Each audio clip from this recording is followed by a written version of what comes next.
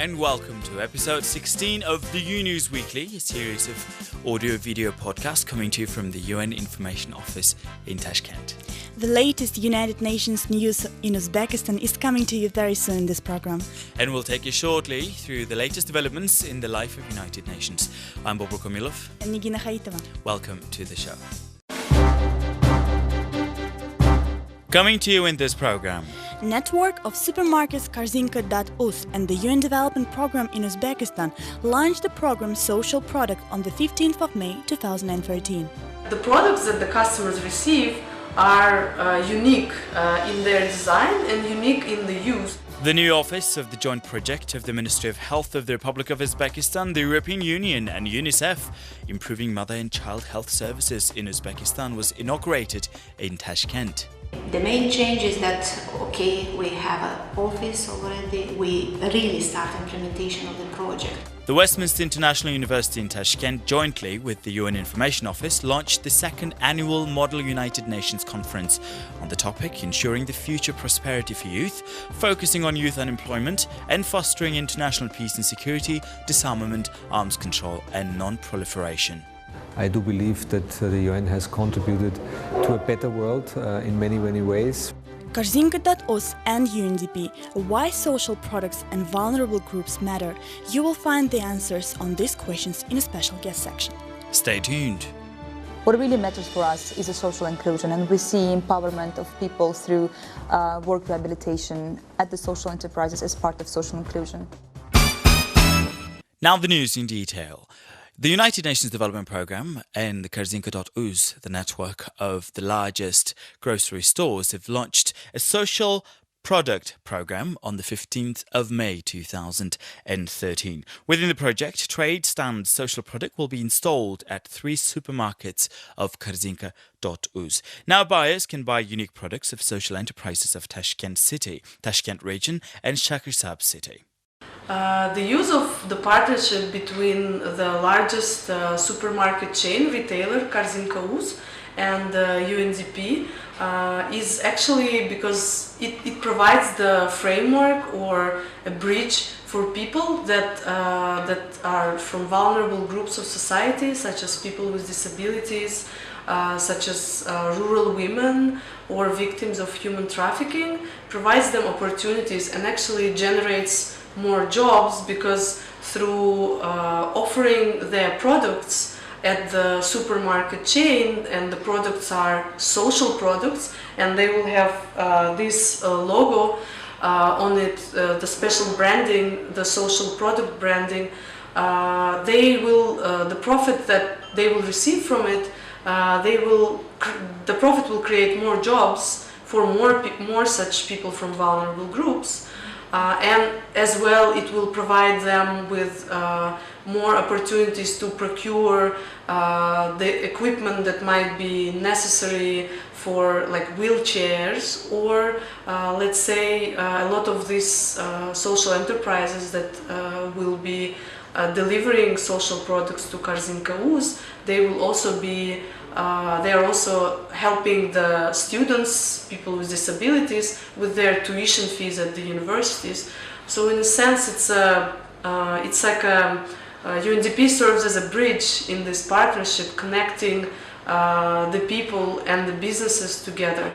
Social enterprise-made products can be bought from social product stands in 3 Korzinka.uz supermarket chains. The enterprises are receiving support, legal and taxation consultancy, designer services. But how can ordinary people, customers, benefit from this new initiative? We've asked the specialist. The products, basically what it gives to people is that the products that the customers receive are unique in their design and unique in the use. For example, you can buy this social product, a folder, but it's with a national e-card design that you cannot easily find everywhere on the bazaars. The second thing that it gives to the customers, the ordinary people that will come to Korzinka, is that they are making, by procuring one of these social products, they are making a small change in the lives of people with disabilities. Moreover, young volunteers are in process of creating environmentally friendly solutions such as eco bags to reduce the use of plastic bags in supermarkets of Korzinka.uz chains. We hope that this innovative project will be very successful and will be a productive bridge between those who want to support and those in real need of it. The new office of the joint project of the Ministry of Health of the Republic of Uzbekistan, the European Union and UNICEF, improving mother and child health services in Uzbekistan, was inaugurated in Tashkent.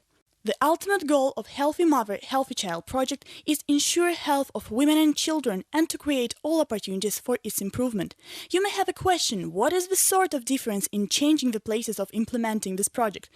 So this is, I will not say it's a big difference. The premises, office premises are placed in building of the Ministry of Health, which is very important for our efficient work together in a partnership with the Ministry of Health, but also with our major partners, and first of all EU delegation and other partners. Some of them are placed in the same building, so will be more efficient teamwork in order to complement each other and to achieve the common goal, better health for mother and child and children in Uzbekistan. The main change is that, okay, we have an office already, we really start implementation of the project. So we are looking forward to achieve the result that we plan to achieve. The main team, core team, is placed there, and everybody is welcome to visit our premises in the building of Tashkent Institute for Postgraduate Medical Education. And because of the major component of the project is related to training, it's very strategic placement of the premises there, I think. All efforts will be made to ensure that every mother and every child across the country has access to quality healthcare services. It is very interesting which changes can a new office bring and what are the nearest plans to implement there. So the major component of the project will start in June with training component. In parallel, we'll perform assessment of knowledge, attitude and practices of the families in communities about their health behavior and practices. This is a very innovative approach in phase 2 of the project, working at the community level with families. That was not part of the phase 1. We'll use participatory learning approach involving community members, health workers at the community level, mahalla representatives, women committee representatives, in order to understand better what to be improved in order to improve practices at the family level on child care and development as well. You're tuned to UNews Weekly, coming to you from the UN Information Office in Tashkent. It's the Model United Nations season in Uzbekistan these days, and UN Information Office has been collaborating closely with the higher educational universities in launching the sequential annual MUN conferences all around the country. Model United Nations is a synthesis of a conference and a role-play event during which university and high school students can simulate the work of UN organs.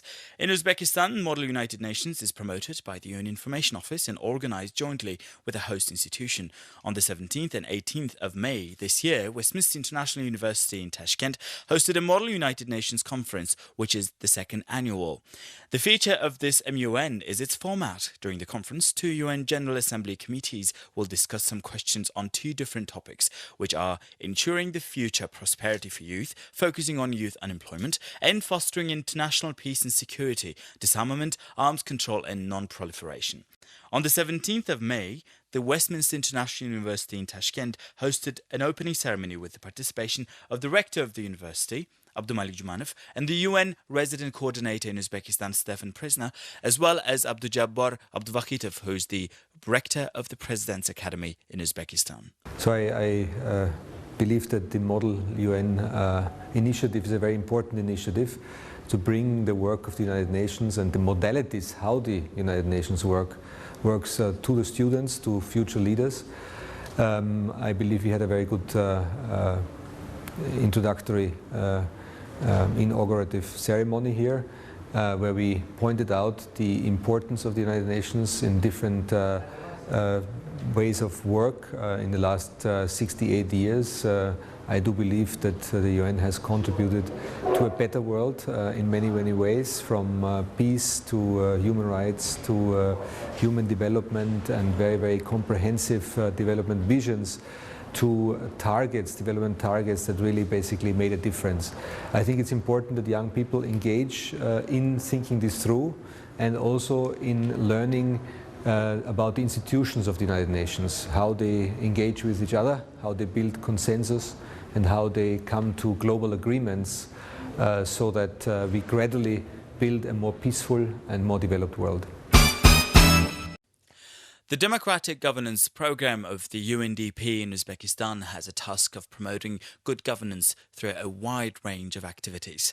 And through its projects, Good Governance Unit of the UNDP has been working on helping its national partners to develop their capacity. Earlier this week, we have talked to the specialist about their new innovative projects and initiatives. Ladies and gentlemen, you're tuned to the UNews Weekly. That's the episode 16, and we're about to start our special guest section today, where we'll focus on the recent Memorandum of Understanding signed by the United Nations Development Programme and Korzinka.uz. That's the largest network of grocery stores all around Tashkent, and this network is on the way to expand all around the country too. To tell us more about this recent memorandum, we're joined today by Aziza Umarova, who's the head of the Good Governance team at the United Nations Development Programme in Uzbekistan. Aziza, thank you very much for taking your time and joining us for our UNews Weekly. My first question is, we'll come back to the memorandum a bit later. My first question is to do with the vision behind UNDP's support for social products. Why are people, vulnerable groups, so important for UNDP? Thank you very much for your question. It's a great pleasure and privilege for me to be here today, and I would like to share that what really matters for us is a social inclusion, and we see empowerment of people through work rehabilitation at the social enterprises as part of social inclusion. We try to bring really vulnerable groups like people with disabilities, women that are unemployed for a very long time in the rural areas, or single mothers, or victims of human trafficking, to social enterprise when they are able to build their skills, they get their profession, they get income generation source. And for us, partnership with Korzinka is the last step when we are already stepping up from just production of products to branding them and to value chain. I'm glad that we were able to reach the stage, because in most cases products just remain products, but we were able to create one unified brand for this, and we brand as a social product, meaning that people making their choice will be able to contribute directly to livelihoods of vulnerable groups. And we would like to make sure that they understand what they're buying, why they're buying, and who are beneficiaries behind this social product brand. Thank you very much, Aziza, for this detailed answer. Now, moving on to the recent news that's been on all the headlines in the country and beyond, the memorandum you've signed with Korzinka.uz. I believe personally that that's a huge innovation. And the question that I would like in particular to ask you is, what inspired you to that big decision that's to impact now hundreds and hopefully thousands of people? Yes, and why especially Korzinka, but not bazaars, for example? We see this initiative as a very important start of promoting social corporate responsibility in the country. And Korzinka is a big corporate business in Uzbekistan, and we definitely see them as a champions in this cause. But we're also hoping that in future other chains or other businesses will be willing to partner to promote social inclusion with UNDP or with other donors. We also would like to see more and more engagement from private sector because we are trying to employ multi-stakeholder approach when we are working not only with the government but with NGOs, with the private businesses, with the communities, to make sure that everyone is able to contribute to development projects in the country, and this is definitely will ensure much more sustainability of our efforts.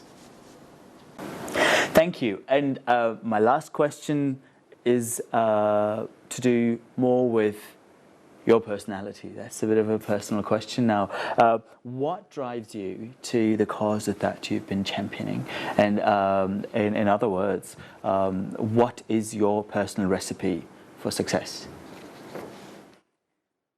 I think in development work, it's very important to have a heart for people. And I believe that whenever you can see results of your work, working for UNDP, it's a great pleasure and privilege, because you don't just make yourself happy with different reports or box-ticking exercises. We really try to see the impact that you make on the lives of people. And whenever it's possible to see it, I think it's a huge success for any person working in development. We try to combine in every project something that will be very sophisticated, upstream policy advice, whatever will be directly benefiting government. But it wouldn't be full picture if we don't really reach out to people, and we make something that leaves its footprint and it can be measured in any given community or region.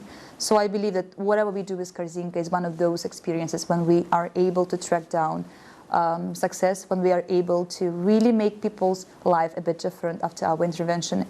And I'm hoping that we will be also step out of this partnership and letting those NGOs and social enterprises directly continue working with Korzinka. So we broker the dialogue, we step out, but fruits and results will be there after 5 or 10 years' time. We hope so. Thank you very much for your detailed answers. Aziza Umarova, the head of Good Governance team at the United Nations Development Programme in Uzbekistan, has been our guest for a special guest section of the UNews Weekly episode 16.